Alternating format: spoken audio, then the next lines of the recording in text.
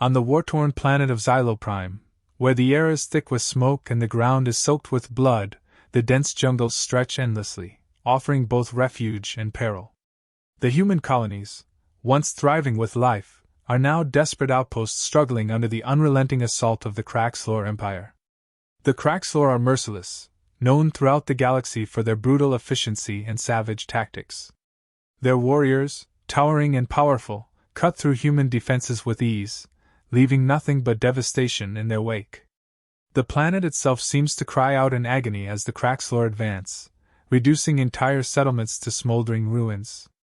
Among the scattered survivors, whispers begin to circulate of a man who moves like a shadow, striking fear into the hearts of even the fiercest Kraxlor. This man is Sergeant James Ghost Carter, a sniper whose name is spoken with a mix of awe and reverence. Carter is no ordinary soldier.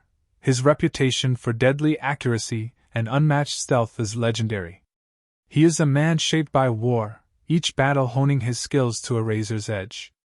In his mind, he relives the countless missions that forged him into the weapon he has become, missions where failure was never an option and where each kill was a calculated act of survival.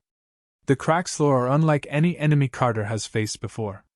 These alien warriors are built for combat, with massive frames, thick armored hides, and advanced weaponry that hums with deadly energy. Their eyes burn with a primal hatred, and their language is a guttural roar that sends shivers down the spine of anyone who hears it. As they march forward, their footsteps shake the ground, and their war cries echo through the jungle, a terrifying sound that promises only death. Human defenses crumble before the Kraxlor onslaught. The initial battles are a massacre, with entire squads wiped out in moments. The survivors retreat into the jungle, but even there, they are hunted like prey. The Kraxlor show no mercy, their blades and plasma rifles cutting through the thick underbrush with terrifying precision. It seems as though nothing can stop their advance, and for a moment, all hope seems lost. But Sergeant Carter is not a man to give up easily. As the situation becomes increasingly dire, he makes a decision that will change the course of the battle. Alone and outnumbered, he resolves to take the fight to the enemy, using every skill at his disposal to turn the jungle into a deadly trap. He knows this terrain better than anyone. Every tree, every rock is a potential hiding place, every shadow a cloak that he can use to his advantage. Carter moves silently through the dense foliage, his rifle always at the ready. His eyes scan the environment with the practiced ease of a predator, calculating distances, angles, and wind speed in an instant. The jungle is his domain, and he becomes one with it, disappearing into the landscape like a ghost. He sets up his first position, lying prone in the underbrush, his rifle aimed at the heart of the Kraxlor formation. His finger tightens on the trigger, and in the blink of an eye, a Kraxlor warrior falls, a single shot piercing its skull with surgical precision. The jungle erupts in chaos as the Kraxlor scramble to locate the source of the attack, but Carter is already gone, moving to his next position. He repeats this deadly dance, striking from the shadows and then melting away before the enemy can retaliate. Each kill is precise, calculated to sow confusion and fear among the Kraxlor ranks. The Kraxlor, who are used to overwhelming their enemies with brute force, find themselves at a loss. They are not accustomed to fighting an enemy they cannot see, an enemy who strikes without warning and disappears without a trace. Carter's tactics are unlike anything they have encountered before, and their confidence begins to waver. The mighty Kraxlor warriors, who have never known fear, now find themselves haunted by a phantom that they cannot catch. As Carter's kill count rises, so does his reputation among the human survivors. They begin to rally around the legend of the Ghost of Xyo Prime, drawing strength from the knowledge that one of their own is still fighting back, still refusing to bow to the Kraxlor. For Carter, each kill is more than just a victory. It is a message to the Kraxlor that humanity will not be so easily crushed. Yet, beneath the surface, Carter is acutely aware of the toll this battle is taking on him. The weight of each life he takes bears down on him, but he pushes it aside, focusing only on the mission at hand. There is no room for doubt or hesitation in his mind. The Kraxlor must be stopped, and he is the only one who can do it. With each passing day, the jungle becomes more treacherous, the battles more intense. But Carter does not falter. He adapts to the Crackslor's changing tactics, staying one step ahead of them at every turn. His mind is a whirlwind of calculations, his body a finely tuned instrument of war. He knows that the final confrontation is coming, and he prepares himself for it, both mentally and physically. The jungle, once a place of beauty, is now a battlefield, and Carter is determined to emerge victorious, no matter the cost. Carter lay motionless in the underbrush, his breathing slow and controlled, every muscle relaxed yet ready to spring into action at a moment's notice. The dense foliage of Xyo Prime surrounded him, its thick leaves and vines creating a natural shroud that obscured him from sight. His rifle was cradled gently in his hands, the barrel extending just beyond a cluster of ferns, aimed at the clearing where a group of Crackslor warriors had gathered. He had been watching them for hours, studying their movements, waiting for the perfect moment to strike. Time seemed to stretch as Carter maintained his vigil. The Crackslor were methodical, their eyes scanning the jungle, their bodies tense with anticipation. But they were also arrogant, secure in the belief that they were invincible on this foreign world. Carter knew that their confidence would be their downfall. He had seen this before, warriors who believed they were untouchable until a single bullet shattered that illusion. His target, a Crackslor commander, stood in the center of the clearing, barking orders to his subordinates in their guttural language. The alien's armored form was imposing, its height nearly double that of a human, its skin a mottled gray that blended with the jungle's shadows.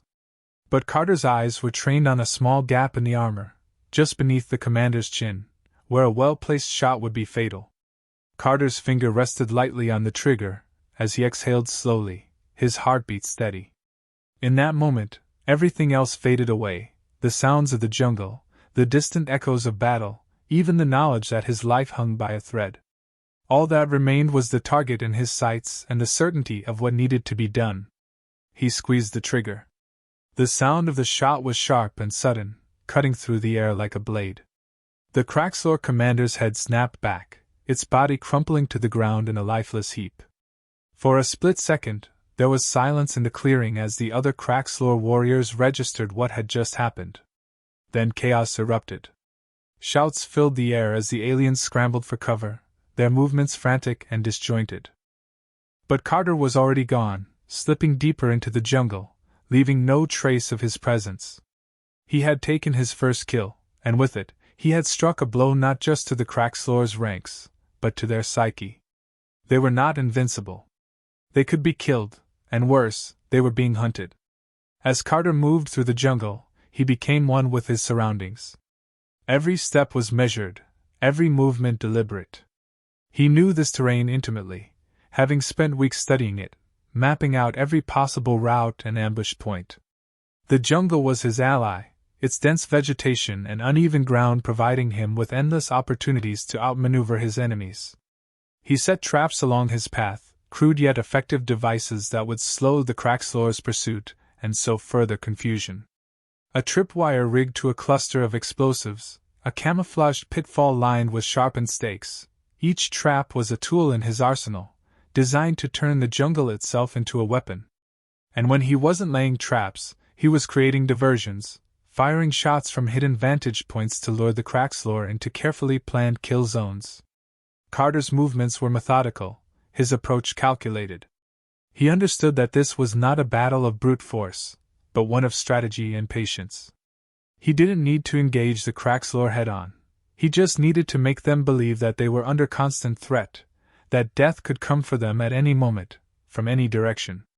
The Crackslor, who were accustomed to overwhelming their enemies with sheer numbers and firepower, found themselves at a loss.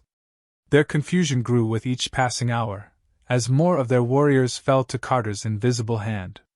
They began to realize that they were not dealing with a typical enemy, but a ghost who struck from the shadows and vanished without a trace. Fear began to take root among the Crackslor. It was subtle at first, hesitation in their movements, nervous glances into the jungle's depths, but it grew with each new death. The Crackslor were warriors bred for battle, but they were also intelligent beings, capable of fear and doubt. And Carter was exploiting that to its fullest. The human survivors, scattered and demoralized, began to hear rumors of the sniper who was turning the tide of battle. At first, they dismissed the stories as wishful thinking, the desperate fantasies of soldiers clinging to hope. But as the bodies of Craxlor warriors began to pile up, the rumors gained credibility. Word spread quickly. A single man was taking on the Craxlor and winning. Carter's reputation grew with each kill. To the humans, he became a symbol of resistance, a beacon of hope in their darkest hour. They began to rally around the idea of the ghost of Xyo Prime, drawing strength from the knowledge that they were not alone in this fight. And to the Craxlor, he became a specter of death, a relentless force that they could neither see nor stop. As his kill count rose, so did the intensity of the hunt.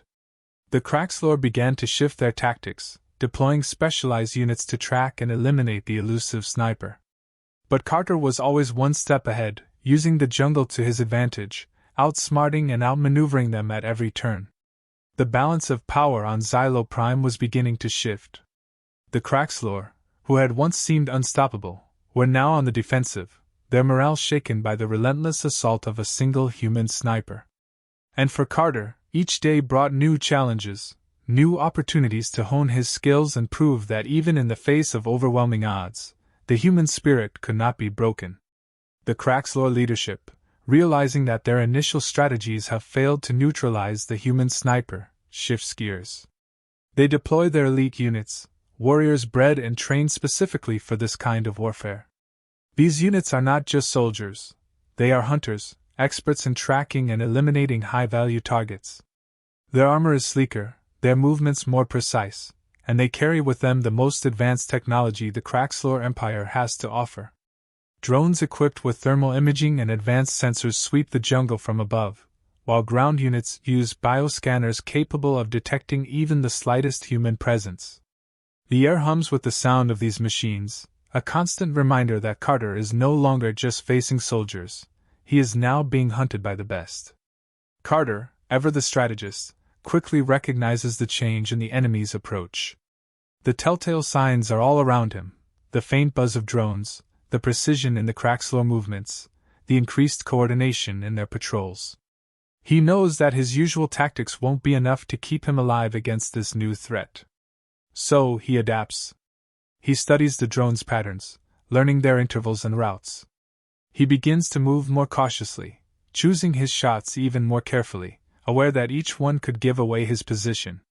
His traps become more elaborate, designed not just to kill but to mislead, to create the illusion that he is still in one area when he has already moved on.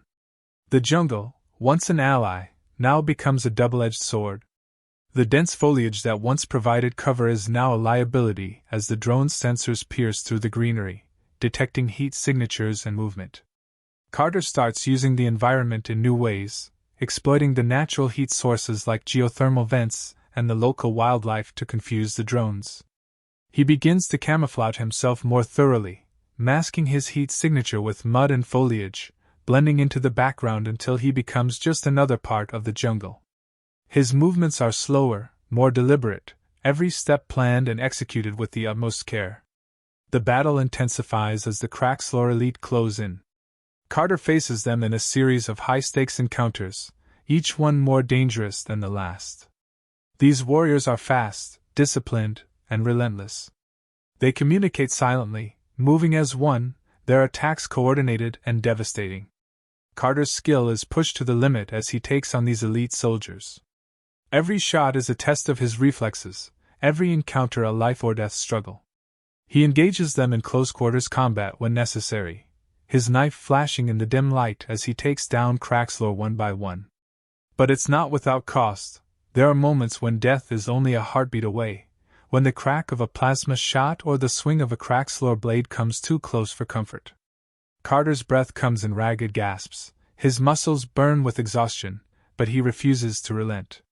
He knows that to slow down is to die. In the midst of this relentless assault, Carter turns to psychological warfare. He understands that fear can be as powerful a weapon as any rifle, and he begins to play on the Craxlor's fears and superstitions. He leaves behind marks and symbols, crude representations of death drawn in the blood of fallen Craxlor, meant to unsettle and distract them. He carves warnings into the trees in their own language, messages that speak of doom and futility, playing into their growing paranoia. He sets up dummy traps, devices that look lethal but are designed to do nothing more than create fear and hesitation in the enemy. The jungle becomes a haunted place for the Kraxlor, where every shadow could conceal a trap, and every rustle of leaves could signal the presence of the ghostly sniper. The psychological toll on the Kraxlor is palpable. Their once disciplined movements become erratic, their coordination falters as they make mistakes, driven by fear and frustration. The elite units, once confident in their ability to hunt down a single human, now find themselves questioning every decision, doubting their every move. The jungle, once an open battlefield, now feels like a maze of death, with Carter as the unseen predator stalking them at every turn. Carter's reputation among the Kraxlor grows darker with each encounter. To them, he is no longer just a soldier, he has become a demon, an unstoppable force that defies their technology and tactics. The Kraxlor warriors, who have never known fear, now speak of him in hushed tones, their resolve wavering under the weight of the unknown. And yet Carter remains just out of reach, a shadow that slips through their fingers, leaving only death in his wake. As the days wear on, the Kraxlor leadership becomes desperate. Their elite units are dwindling, and the drones, once a symbol of their technological superiority, have failed to locate the sniper. The jungle is littered with the bodies of their finest warriors, and morale is at an all-time low. But Carter knows the battle is far from over. Each day is a new challenge, a new test of his endurance and will. The Kraxlor will not stop, and neither will he. In this war of attrition, Carter's resolve is his greatest weapon, and as long as he draws breath, he will continue to fight, adapting, outsmarting, and surviving. The jungle, once a battlefield, is now his domain, and within it, the Kraxlor face a foe unlike any they have ever encountered, a human who refuses to be hunted. Carter knew the endgame was approaching. The Kraxlor had thrown everything they had at him, and he could feel the pressure mounting. He was exhausted, physically and mentally, but he also knew this was his chance to deliver a decisive blow. The Kraxlor leadership, desperate to end the threat he posed, had grown reckless. They were pushing their remaining elite forces into the jungle, determined to flush him out. It was exactly what he had been waiting for. The plan took shape in his mind, each detail falling into place with precision. He chose his battlefield carefully, a narrow valley surrounded by high cliffs, where the terrain would force the Kraxlor into a choke point. It was a natural kill zone, but Carter knew he had to make it even deadlier. He spent hours setting up traps, each one designed to inflict maximum damage. Explosives were buried beneath the ground, tripwires were strung across narrow paths, and deadfalls were rigged to collapse at the slightest touch. He identified strategic vantage points on the cliffs, where he could pick off the Kraxlor one by one without exposing himself. Each fallback position was planned meticulously, offering him multiple escape routes if things went wrong. As the Kraxlor forces closed in, Carter's heart beat with a calm, steady rhythm. He had been in countless battles before, but this one felt different. There was a finality to it, a sense that everything had led to this moment. The Kraxlor were driven by their need for victory, but Carter was driven by something more, an unyielding will to survive, to prove that even the most powerful enemy could be brought low by one determined man. The Kraxlor entered the valley, their movements cautious but resolute. They spread out, scanning the cliffs and the ground for any sign of him. But Carter was already in position, his rifle steady, his breath even. He watched as the first Kraxlor triggered a tripwire, the explosion tearing through their ranks. The chaos that followed was immediate, but Carter didn't waste a second. He fired his rifle, each shot hitting its mark with lethal precision. The Kraxlor, caught between the explosions and the unseen sniper, faltered. They tried to regroup, to push forward, but Carter was relentless. He moved between his vantage points with practiced ease, never staying in one spot long enough to be pinned down. The battle was intense, the Kraxlor throwing everything they had at him. Their elite warriors charged up the cliffs, trying to outflank him, but Carter was always a step ahead. He used the terrain to his advantage, forcing them into narrow corridors where their numbers counted for nothing. The traps he had set earlier sprang into action, collapsing rocks and debris onto the crack's floor, cutting off their escape routes and sowing further confusion. Amidst the chaos, Carter remained focused, his mind sharp despite the exhaustion gnawing at the edges of his consciousness. He knew the climax was approaching, that moment when everything would come down to a single decision, a single shot.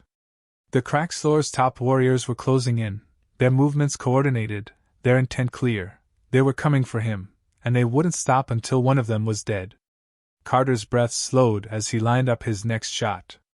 He could see the crack's floor leader now, a massive figure clad in the ornate armor of their highest rank. This was the one who had orchestrated the assault on Xyo Prime, the one who had sent thousands of his kind to die in the jungles. Carter felt a surge of cold resolve. This was the kill that would end it. The crack's floor leader moved with confidence, his eyes scanning the cliffs, searching for the sniper who had decimated his forces. But Carter was invisible, a ghost in the jungle. He waited, letting the crack's floor come closer, until the leader was almost directly beneath him. Then, with a calmness that belied the intensity of the moment, Carter squeezed the trigger. The shot echoed through the valley, the sound reverberating off the cliffs. The crack's floor leader staggered, a look of shock crossing his face as he crumpled to the ground. For a moment, time seemed to stand still. The remaining crack's floor froze, their leader's death a crushing blow to their morale. And in that moment, Carter knew the battle was won. He moved quickly, firing at the retreating crack's floor, driving them back with a relentless barrage. They broke, their ranks collapsing as they fled the valley, leaving their dead behind. Carter didn't pursue them. He knew they were beaten. He watched as they disappeared into the jungle, the sounds of battle fading into the distance. Carter slowly descended from his position, his rifle slung over his shoulder. The battlefield was littered with the bodies of the crack's floor, but he felt no triumph, no elation. Just a deep, overwhelming exhaustion. He walked among the fallen, his steps heavy, until he reached the body of the crack's floor leader. Carter stared down at the lifeless alien, a sense of finality washing over him. This was his 1000th kill, the one that would solidify his legend as the Ghost of Xyo Prime. But it was also the end of something, a chapter in his life that he knew he could never revisit. The jungle was silent now, the echoes of battle replaced by the soft rustling of leaves in the breeze. Carter stood there for a long moment, taking it all in, before turning and walking away. The crack's floor were in retreat, the humans beginning to reclaim their planet, but Carter felt no victory. He had done what he had to do, but at a cost he could not yet fully comprehend. As he disappeared into the jungle, his figure swallowed by the shadows, Carter knew that his fight was over. But the legend of the Ghost of Xyo Prime would live on, a testament to the power of one man's will against an entire empire. The crack's floor retreated in disarray, their once formidable forces now shattered and demoralized. The loss of their elite warriors and leadership had been a blow from which they could not recover. Their confidence, once unshakable, had crumbled under the relentless assault of a single human sniper who had defied all odds. As they fled the planet, their ships lifting off from the scorched earth, they left behind a trail of destruction, and a legend that would haunt them for generations. In the human colonies, the atmosphere began to shift from despair to hope. The survivors, who had been on the brink of annihilation, could scarcely believe what had transpired. They had watched as their defenses were overrun, as the crack's floor advanced with unstoppable force. But now, against all expectations, the tide had turned. The stories of the mysterious sniper had spread quickly, whispers of the Ghost of Xyo Prime, growing louder with each passing day. For the first time in months, the colonists dared to believe that they might survive, that they might reclaim their world. Carter walked through the battlefield, the silence almost overwhelming after the chaos of battle.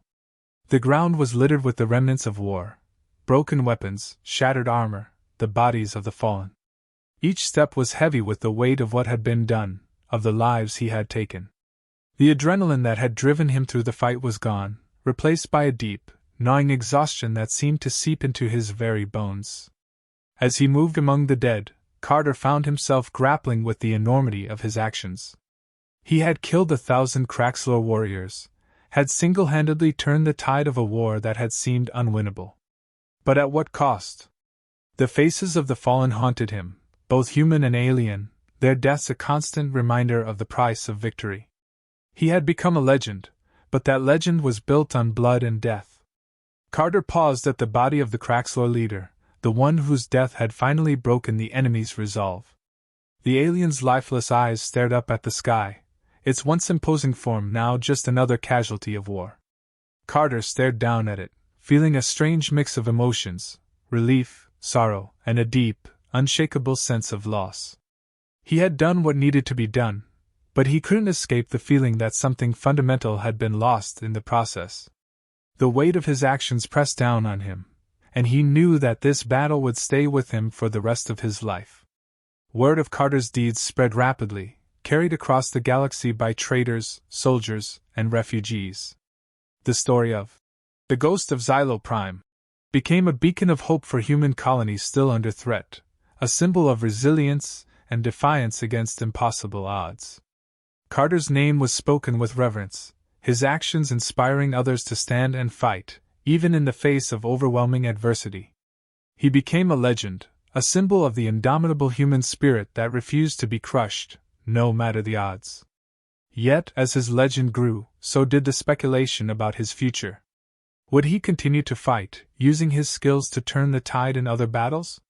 Or would he disappear into the shadows, his work on Xyo Prime complete?